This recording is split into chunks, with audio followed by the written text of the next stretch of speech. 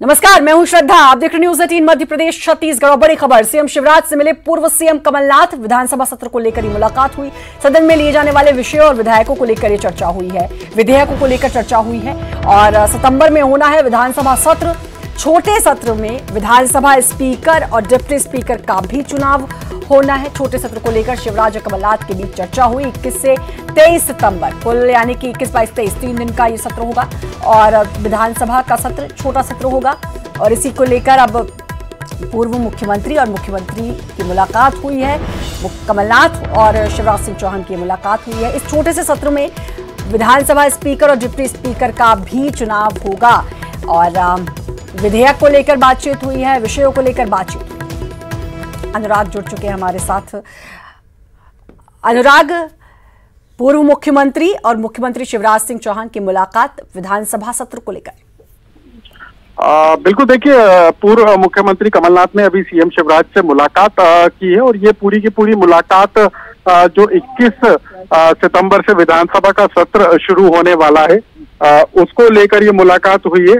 12 विधेयक जो है सत्र में पेश होने वाले हैं। इन विधेयकों को किस तरीके से मंजूरी दिलाई जाएगी, उन मुद्दों को लेकर चर्चा की जा रही है। और सबसे बड़ी बात है कि लंबे समय बाद होने वाले विधानसभा सत्र की अवधि काफी छोटी रखी गई है। 21 से 23 तारीख तक ये सत्र होना है और विपक्ष इस बात की मांग कर रहा है कि छोटे सत्र में बड़े मुद्दों को लेकर किस तरीके से चर्चा हो पाएगी, क्योंकि विधानसभा के स्पीकर का चुनाव होना है, डिप्टी स्पीकर का चुनाव होना है। ऐसे में सत्र की अवधि को बढ़ाए जाने और उन तमाम मुद्दों को लेकर चर्चा हुई है। तो विधानसभा सत्र को लेकर ये पूरी चर्चा हुई है, क्योंकि विपक्ष चाहता है कि सदन में उसको पर्याप्त समय मिले और पूरे विषयों को उठाया जा सके। इसके लिए सत्र की अवधि को बढ़ाया जाए और साथ ही जो विधेयक, महत्वपूर्ण विधेयक हैं, अध्यादेश हैं, उनको भी मंजूरी देना है। बजट को लेकर भी चर्चा होना है और सप्लीमेंट्री बजट भी लाने की तैयारी में सरकार है। तो इन तमाम मुद्दों को लेकर आज दोनों नेताओं के बीच चर्चा हुई है। जी, बहुत बहुत शुक्रिया आपका तमाम जानकारी देने के लिए अनुराग।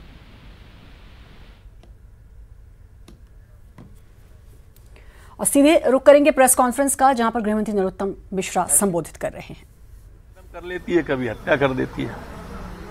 सर, दतिया मिल जा रहा है, जो कांग्रेस के कार्यकर्ताओं के खिलाफ प्रकरण दर्ज हुए हैं, उनकी जांच करेगा गोविंद सिंह अरुण। मैं चाहूंगा, उन सबसे प्रार्थना करूंगा कि एक भी झूठा हो तो मीडिया के सामने लाके रखें। किसी पे भी झूठा प्रकरण दर्ज हुआ हो, वो दरअसल कार्यकर्ताओं के लिए नहीं जा रहे, भूमाफियाओं के लिए जा रहे हैं। जिन भूमाफियाओं के खिलाफ लड़ाई लड़ने की बात करते थे, उनकी लड़ाई लड़ने जा रहे हैं। 2500 बीघा सरकारी फॉरेस्ट की जमीन खुर्द-बुर्द कर दी और बेच दी। ये वो मामला है जिसके लिए वो जा रहे हैं। उन लोगों के लिए जा रहे हैं जो बिसलरी का पानी लोगों को जहर बना के बेचते थे, उनके लिए वो जा रहे हैं। पर उन दोनों के बारे में भी अगर झूठा है तो जरूर मीडिया के सामने रख दें, हम तो उसी को सच मान लेंगे जो वो रखेंगे। कांग्रेस का कहना है कि जो दाम है वो बीजेपी सरकार बढ़ा कर दे रही है, तो हम बिजली के जितने भी कनेक्शन कटेंगे हम खुद जाकर जोड़ेंगे। ये वो लोग कह रहे हैं जिनके समय में, कांग्रेस के समय में लालटेन युग में चला गया था प्रदेश, वो कांग्रेस कह रही है। चिमनी युग में चला गया था। हमारे मुख्यमंत्री शिवराज सिंह जी ने संबल योजना लागू कर दी और आपने भी देखा होगा, जो बिल 200 था 100 किया, 400 का 200 किया, सब आपके सामने आ गया है। ये जो बैकलॉग है, जो लॉकडाउन के पीरियड का है, जब लॉकडाउन के पीरियड में निर्बाध विद्युत की सप्लाई जारी रही, उन 3 महीने में बिल नहीं आया है। उसके बारे में भी कहा है कि वो समायोजित होगा। ये भी कहा है कि इस तरह का गरीब को कोई बिल नहीं भरना पड़ेगा। सारी बातें आ चुकी हैं। अब ये लोग ट्विटर और पेपर पर ही कुछ कर सकते हैं। कांग्रेस के कई क्षेत्रीय नेता, ग्वालियर, चंबल के, मालवा, निमाड़ के, कि भाई जो बड़े नेता जो लगातार लड़ाई कर रहे हैं ऊपर की, इसका खामियाजा कांग्रेस के कार्यकर्ताओं को भुगतना पड़ा है। 15 महीने की सरकार चली गई है और आने वाले समय में स्थिति और भयावह हो रही है। उपचुनाव भी है, भयावह है। देखो, मैं पहले कह चुका हूं, कल भी मैंने कहा था, या तो गांधी मुक्त कांग्रेस होगी या कांग्रेस मुक्त भारत होगा। दोनों में से एक बात भविष्य की संभावनाओं में दिख रही है और लगभग रसातल की ओर ये कांग्रेस का जहाज जा रहा है। सर एमयूपी की बराबरी की बात कर रहे हैं, सब जो है कांग्रेस शासित राज्यों के लोग विरोध कर रहे हैं। देखो, ये कोई तीसरे चौथी की परीक्षा नहीं है। इसमें पास होने वाले लोग, इन परीक्षाओं में जो नौजवान हमारा भावी भविष्य वाला आता है, वो कहीं ना कहीं जनता की भागीदारी में शामिल होता है। सरकार चलाता है, प्रशासन चलाता है, इलाज करता है। ऐसी परीक्षाएं बहुत आवश्यक हैं। अगर इसमें कोई पास अयोग्य व्यक्ति हो जाएगा तो वो जीवन से खिलवाड़ हो जाएगा। डॉक्टर बन जाएगा और उसे उतना ज्ञान नहीं होगा शरीर का, तो तकलीफ जाती है।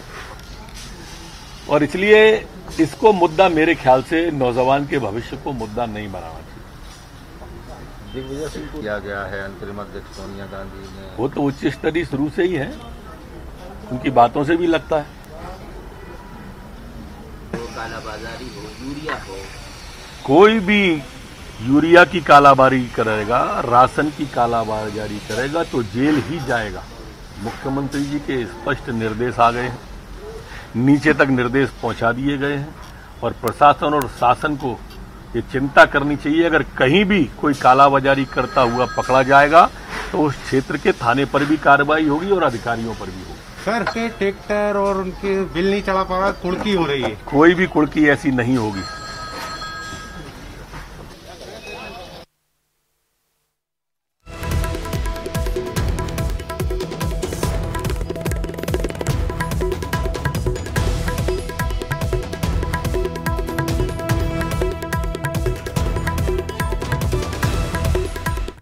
पूर्व मंत्री गोविंद सिंह ने परिवहन मंत्री गोविंद सिंह राजपूत के ऑफर को ठुकरा दिया। उन्होंने कहा कि मंत्री से मेरे पारिवारिक रिश्ते हैं, लेकिन गोविंद सिंह राजपूत मेरे राजनीतिक सलाहकार नहीं है। इसके साथ ही पूर्व मंत्री गोविंद सिंह का दर्द भी उभरा है। नेता प्रतिपक्ष नहीं बनाए जाने पर अपना दर्द उन्होंने बयां किया। गोविंद सिंह ने कहा कि नेता प्रतिपक्ष बनाए जाने पर पार्टी को फैसला लेना था। नेता प्रतिपक्ष बनाए जाने को लेकर कोई चिंता नहीं की।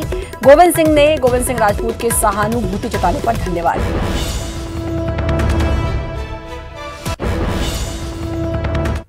राजपूत हमारे एक तरह के पारिवारिक संबंध है, हमारे भाई हैं, तो उनकी सहानुभूति हमारे लिए है, इसलिए उन्होंने अपनी दिल की बात कही है। लेकिन वो राजनीति में वो हमारे सलाहकार नहीं है। मैं उनकी सलाह मानने के ना बाध्य हूँ और मैं तो चाहता था कि वो भी बहादुर हैं, लड़ाकू हैं, उनको कांग्रेस पार्टी में रहकर वह कांग्रेस के अध्यक्ष रहे, संगठन अच्छा मजबूत किया, उनको यहीं रहना था। लेकिन पता नहीं किस दबाव में, लालच में वो चले गए हैं और हमें जहाँ तक उम्मीद है मन मार के गए होंगे, वो अपनी इच्छा से भारतीय जनता पार्टी में नहीं गए। उपचुनाव से पहले कांग्रेस ने हिंदुत्व कार्ड खेला है। पूर्व आध्यात्म मंत्री पीसी शर्मा ने कहा कि कांग्रेस की सरकार से धार्मिक स्थलों के विकास का रोडमैप बनाया और रोजगार के अवसर मुहैया कराने की कोशिश की थी। पीसी शर्मा ने कहा कि सत्ता में आए तो फिर ठोस रोडमैप तैयार करेंगे और चुनाव वाले जिलों से धार्मिक स्थलों की जानकारी कांग्रेस जुटा रही है। वहीं कांग्रेस के धार्मिक स्थलों के विकास पर बीजेपी ने पलटवार किया। बीजेपी कांग्रेस पर मुस्लिम के बाद हिंदू तुष्टीकरण की राजनीति का आरोप लगाया है। बीजेपी ने कहा कि कांग्रेस हिंदू धर्म के साथ मजाक कर रही है। 15 महीने के कार्यकाल में क्यों नहीं कदम उठाए? कमलनाथ जी ने धर्मस विभाग को आध्यात्म में परिवर्तन किया था, क्योंकि जहां धार्मिक स्थल होते हैं वहां लोगों को रोजगार मिलता है। इसलिए इस रोजगार की अहमियत को देखते हुए इन सभी जिलों में जहां जो धार्मिक स्थल होंगे, इनके उन्नयन के लिए सरकार बनने पर एक ठोस प्लान बनाया जाएगा, जिससे वहां उसका उन्नयन भी हो और लोगों को रोजगार भी मिले। कांग्रेस को एक बात बहुत अच्छे से समझ लेनी चाहिए कि काठ की हांडी बार बार नहीं चढ़ती। ये बार बार जिस प्रकार से हिंदुओं को ठगने का और धोखा देने का काम कर रहे हैं, जिस प्रकार से उनका मजाक बढ़ाने का काम करें। हिंदू कोई धर्मभीरु और धर्मांध नहीं है। हिंदू समाज यानी भारतीय समाज धार्मिक समाज है, आध्यात्मिक समाज है। और ये इन टोना टोटकों से, इस प्रकार के वतूलीबाजों से क्यों आप 16-17 जिलों का ही केवल धार्मिक तौर पर मैप बनाएंगे, उसकी रचना करेंगे? क्यों नहीं पूरे मध्य प्रदेश के बारे में 15 महीनों में आपने कुछ किया? इसलिए हिंदुओं के सामने इस प्रकार की बातें रखना केवल हिंदुओं का मजाक बनाना है। कम से कम ये मुस्लिम तुष्टीकरण जैसी राजनीति हिंदुओं के साथ ना करें। हिंदू समाज जागरूक समाज है, जागृत समाज है। आज होने वाली कांग्रेस बैठक पर पीसी शर्मा ने कहा कि हम जिन सीटों पर उपचुनाव होने वाले हैं उस पर पार्टी की स्थिति तैयारी को लेकर फीडबैक लेंगे। एक फीडबैक जो प्रभारी हैं उनके माध्यम से कमलनाथ जी लेंगे और उनके पास जो फीडबैक है वो प्रभारियों को देंगे। और कुल मिला के जो उन्होंने सीटों के सर्वे कराए या कैंडिडेट के सर्वे कराए, इससे हम कांग्रेस उस फाइनल स्थिति में पहुंच जाएगी कि किस विनिंग कैंडिडेट को चुनाव इन 27 सीटों पे किन किन कैंडिडेट्स को लड़ाना है। तो ये एक अहम बैठक है और मैं समझता हूं कि जैसे उपचुनाव की तारीखें कभी भी घोषित हो सकती हैं, उस हिसाब से ये महत्वपूर्ण बैठक है। इंदौर डर्टी पिक्चर मामले में नया खुलासा, फिनियो मूवीज के डायरेक्टर दीपक की रिमांड जारी, डायरेक्टर केशव सिंह की भी रिमांड जारी। बैंक खातों में मिला 1.5 करोड़ के लेनदेन का लेनदेन जांच के घेरे में आरोपियों की एक और कंपनी फिनियो मूवीज ने अपलोड की 84 अश्लील फिल्में। मुख्य hard disk Gwalior city centre office से जब्त। पिछले 9 महीने में 22 देशों के 50,000 से ज्यादा सदस्य 240 रुपए महीने में देते थे सदस्यता। गेटवे से करीब 1 करोड़ 50 लाख रुपए खातों में जमा।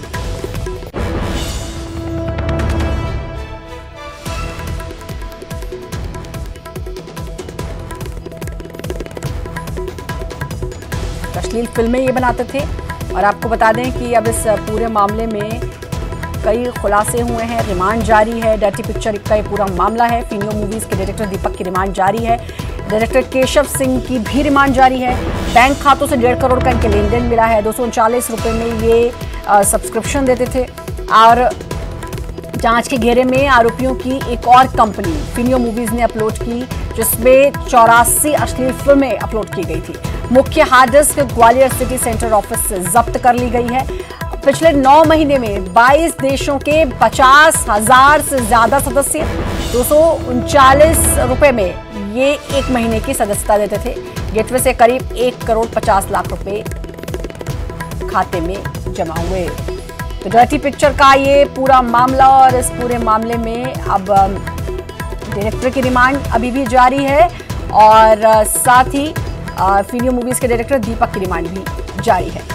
अरुण जुड़ चुके हैं हमारे संवाददाता हमारे साथ। अरुण, अब दोनों की रिमांड को जारी कर दिया गया है और भी कई खुलासे। बिल्कुल, देखिए इनकी जो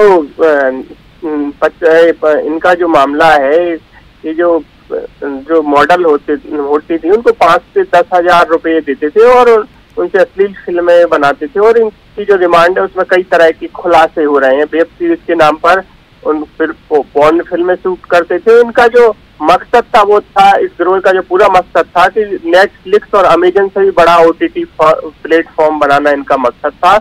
और जो खुलासे हो रहे हैं वो बहुत चौंकाने वाले खुलासे हैं कि इनकी जो हार्ड डिस्क है वो ग्वालियर से जब्त की गई है। ग्वालियर के सिटी सेंटर में इनका जो ऑफिस था वहां से हार्ड डिस्क जब्त की गई। 84 फिल्में अपलोड कर चुके हैं फिनियो अपनी कंपनी के जरिए, फिनियो मूवीज के जरिए। इसके अलावा इनके जो तार हैं कई जगह जुड़े हुए हैं। 1.5 करोड़ का लेन देन इनके खातों से हुआ है और ये 149 रुपए में ये लोग मेंबर बनाते थे और कई लोगों के मेंबर बना चुके थे। 22 देशों तक इनका ये नेटवर्क है वो फैल चुका था। तो ये तमाम चीजें हैं, धीरे धीरे खुलासा हो रहा है और ये जो मामला है और बढ़ता जा रहा है। और पाकिस्तान से इसके तार तो पहले ही जुड़ चुके हैं, क्योंकि इनकी जो वेबसाइट थी उनको ऑनलाइन पेमेंट हुआ था। और ये जो वेबसाइट को हुसैन अली जो था डेवलपर था, वेब डेवलपर पाकिस्तान का, उसको इनने ऑनलाइन ट्रांसफर भी किए थे कई बार पैसे। तो उस पाकिस्तान से भी इसका कनेक्शन पहले ही जुड़ चुका है। जी, तो अब नए खुलासे भी हुए हैं और अब इनके जो शिकंजा है इन पर कसता जा रहा है। बहुत बहुत शुक्रिया आपका तमाम जानकारी देने के लिए। और भोपाल जहां दूध खरीदी के दाम घटाने पर मंत्री प्रेम सिंह पटेल ने बयान दिया है। दूध में फैट कम होने के कारण घटाए गए खरीदी के दाम, 4 रुपए प्रति किलो दाम घटाए गए हैं दूध खरीदी के दाम। और दुग्ध संघ किसानों से घटे हुए दाम पर दूध खरीदा जा रहा है। तो दूध के दाम घटे हैं और फैट ज्यादा होने के कारण, फैट माफ कीजिएगा कम होने के कारण दूध के दाम 4 रुपए प्रति लीटर घटाए गए। चर्चा की थी, अधिकारी का कहना है जो फैट आता है वो कम आता है इसलिए किया गया है, ऐसा उनका कहना है। तो भी हम लोग कोशिश करेंगे कि मतलब उन लोगों को वाजिब भाव ढंग से मिले। ब्रेक के बाद एक बार फिर से आपका स्वागत है। देश में कोरोना के मामले 33 लाख के पार पहुंच चुके हैं। पिछले 24 घंटों की बात करें तो पिछले 24 घंटे में 75,760 नए मामले, पिछले 24 घंटे में 1023 मौतें। देश में 7,25,991 एक्टिव मामले, अब तक 25,23,772 लोग स्वस्थ। देश भर में अब तक कुल मौतें 60,472।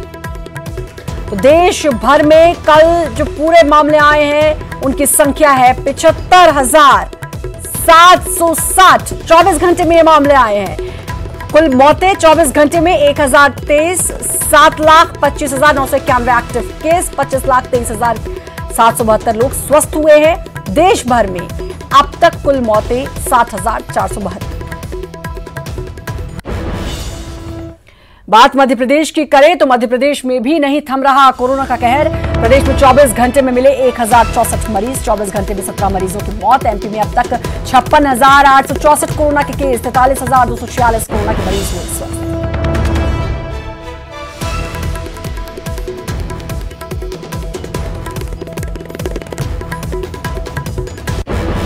इंदौर की अगर बात करें मध्य प्रदेश में तो 12,000 के पार पहुंचा कोरोना पॉजिटिव मरीजों का आंकड़ा।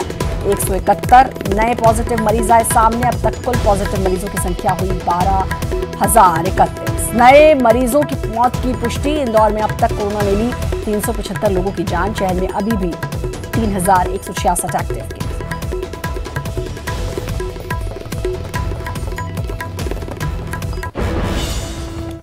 छत्तीसगढ़ की बात करें तो रायपुर प्रदेश में कोरोना का विस्फोट लगातार जारी है। 24 घंटे में प्रदेश में मिले हैं 1,209 नए कोरोना मरीज। 24 घंटे में 10 लोगों की कोरोना से मौत हुई है। प्रदेश में कुल मौतों की संख्या है 231। कल 413 मरीज स्वस्थ होने के बाद डिस्चार्ज। प्रदेश में कोरोना मरीजों की संख्या अब 24,550 हो चुकी है। प्रदेश में एक्टिव मरीजों की संख्या है 10,174। अब तक प्रदेश में 14,145 लोगों ने कोरोना को मात दी है।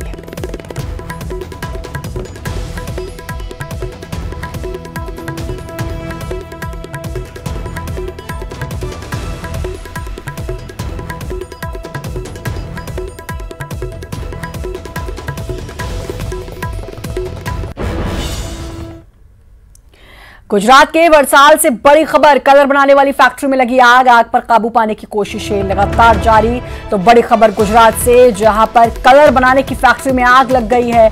कारणों का अभी तक खुलासा नहीं और अभी फिलहाल आग पर काबू पाने की कोशिशें जारी हैं। तस्वीरें आप देख सकते हैं। भयावह यह आग। गुजरात से बड़ी खबर वरसाल, जहां पर ये भयावह रूप इस आग ने ले लिया है। कोशिशें लगातार जारी हैं। कलर बनाने की ये फैक्ट्री जिसमें यह आग लगी, किन कारणों से लगी अभी तक इसका पता नहीं चल पाया है। आग भयावह रूप लेती जा रही है। तस्वीरें आप देख सकते हैं। लगातार दमकल की गाड़ियां आग बुझाने की कोशिश कर रही हैं।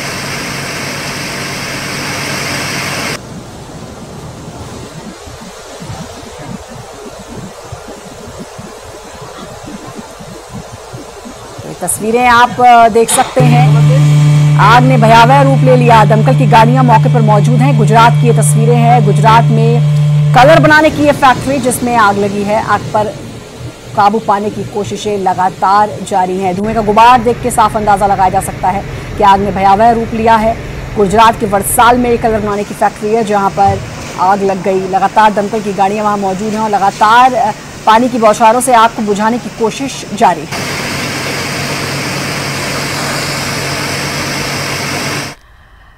एक तरफ आग तो वहीं छतरपुर में आफत की बारिश का कहर आपको दिखाते हैं। धसान नदी में अचानक बढ़ा पानी। नदी में पानी बढ़ने से 3 लोग बह गए। रेलवे ब्रिज के निर्माण में लगे थे कर्मचारी। देर रात अचानक पानी बढ़ने से बह गए। अधिकारी और पुलिस की टीम मौके पर मौजूद। ग्रामीणों की मदद से रेस्क्यू की कोशिश जारी है। हरपालपुर थाना क्षेत्र के चपरन गांव का ये पूरा मामला है। झमटूली की बन्नी नदी पर बना रपटा भी डूबा। रपटे के ऊपर से पानी बह रहा है। जान जोखिम में डालकर बारिश का मजा ले रहे थे। गांव तक आने जाने का मार्ग भी अब बंद हो गया है। बार बार हम अपील करते हैं कि आप पानी का बहाव देखिए और समझिए कि आपके लिए कितना खतरनाक हो सकता है इसको पार करना। और कई खबरें आती हैं, कई ऐसे हादसे होते हैं कि लोग बह गए और फिर एक बार यही खबर पढ़नी पड़ रही है। लोगों को समझना होगा कि बारिश के रुकने का इंतजार करें, पानी के बहाव के कम होने का इंतजार करें, उसके बाद ही इस तरह नदी नाले तालाब को पार करने की कोशिश करें, वरना एक छोटी सी लापरवाही आपकी जान पर बन सकती है और जान से बढ़कर कुछ नहीं है। इसलिए इस चीज का ख्याल रखा जाए। लोग मजे लेने आ रहे हैं वहां पर, बारिश के नजारा देखने आ रहे हैं। अगर नजारा देखना भी है तो दूर रहकर आप बारिश का नजारा दें और उसको देखें और उसका लुत्फ उठाएं, लेकिन वहां बीच में जाने की जरूरत नहीं है, इसको पार करने की जरूरत नहीं है, क्योंकि एक जरा सी लापरवाही आपकी जान पर बन सकती है।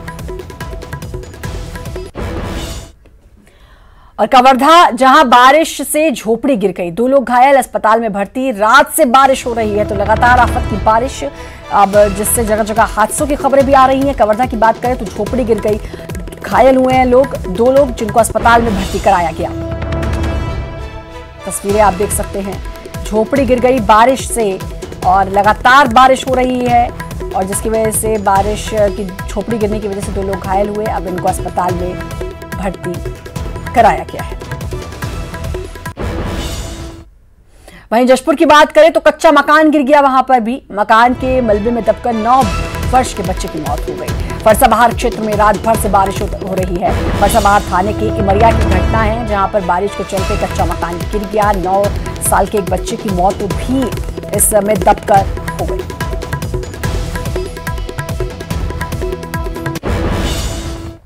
छत्तीसगढ़ में मानसूनी द्रोणिका इस वक्त सक्रिय है और स्थिर बनी हुई है। इस वजह से प्रदेश के कई जिलों में पिछले 2 दिनों से बारिश की झड़ी लगी हुई है। इधर मौसम विभाग ने भी कई राज्यों के कई हिस्सों में भारी बारिश से अति भारी बारिश की चेतावनी जारी की है। खासकर रायगढ़, कोरबा, बलौदाबाजार, महासमुंद, जांजगीर चांपा में 1-2 स्थानों में अति भारी बारिश हो सकती है।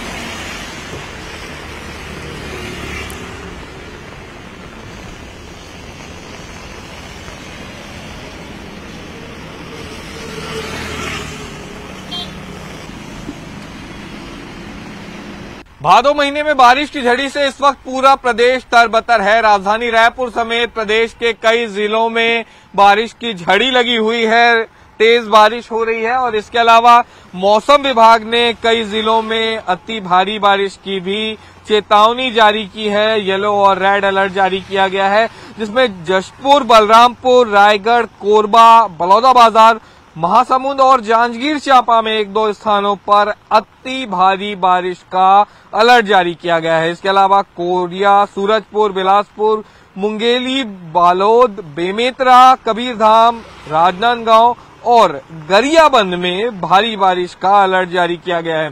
साथ ही साथ आकाशीय बिजली गिरने का भी खतरा बताया गया है। तो कुल मिलाकर के इस बार जो भादो महीने में बारिश का असर देखने को मिल रहा है, ये प्रदेश के कई संभागों में देखने को मिल रहा है और मौसम विभाग की माने तो अगले 2 दिनों तक इसी तरह के हालात बने रहेंगे। कैमरा पर्सन रोहित श्रीवास्तव के साथ देवव्रत भगत, न्यूज 18 रायपुर।